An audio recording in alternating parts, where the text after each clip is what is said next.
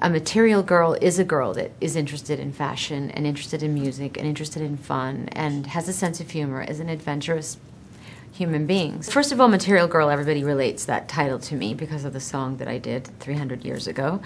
But it's one of those things that I got stuck with, and it's like a title I got stuck with. And at first, when I first did the song, it was meant in an ironic way because I don't think of myself as a materialistic person, but I do love clothes and I love fashion and I love beautiful things.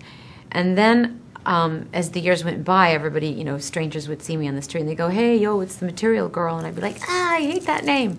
I'm not."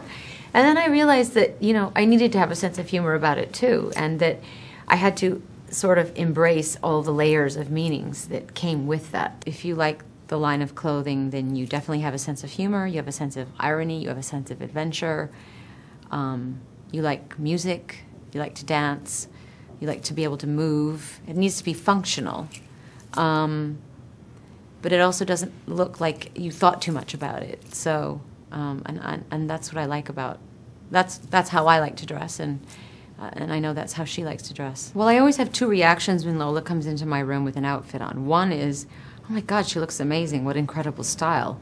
And then my second reaction is, she's dressed completely inappropriately for school. So I have to like think with two brains. I usually tell her to take off her, you know, 3-inch or 6-inch platforms and pull her skirt down just a little bit and take off some of the black eye makeup around her eyes. Because she does have amazing style, but you know, I am the typical mother where I say, "Oh my God, you can't go to school dressed like that." Because she has a kind of a uniform at her school, there's a restriction as to what world of colors she can work with, and so because there's a restriction, it makes her have to be more creative and more resourceful. So I think all of those elements put together, and then plus her influences, you know, watching films, watching music videos. I mean, she pays attention to what's going on in the street and what people are wearing, and she's much more fashion forward and savvy than I am at this point. She's been coming to meetings pretty much from the very beginning. My role was really to make sure we were all going in the right direction and heading in the right direction, and it was a line that I could stand behind and be proud of and feel good about, and one that she could also feel like represented her.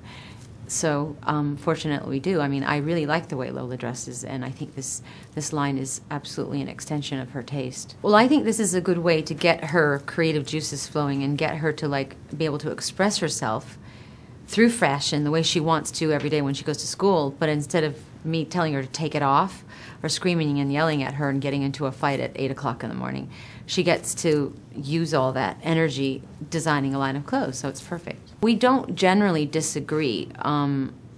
She usually doesn't like the things I don't like. Every once in a while she'll really like something and I'll go, "Oh my God, no way, Lola, you can't like that." And then she'll put it on herself and she'll make it work, and then she'll talk me into it.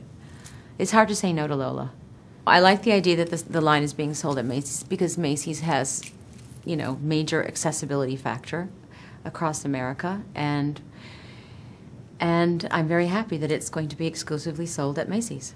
We like to combine, say, like a plaid or a flannel with a lace, or you know, leather with lace or rhinestones, or like, so we mix and match textures and fabrics and elements that are both masculine and feminine. Macy's seems like a no-brainer. I mean, you know, just Macy's is accessible.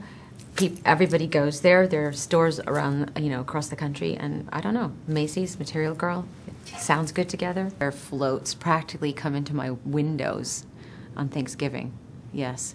And in fact, I'm thinking and I'm hoping and I'm praying that next year, the next Macy's Thanksgiving Day Parade, there might be a Material Girl float.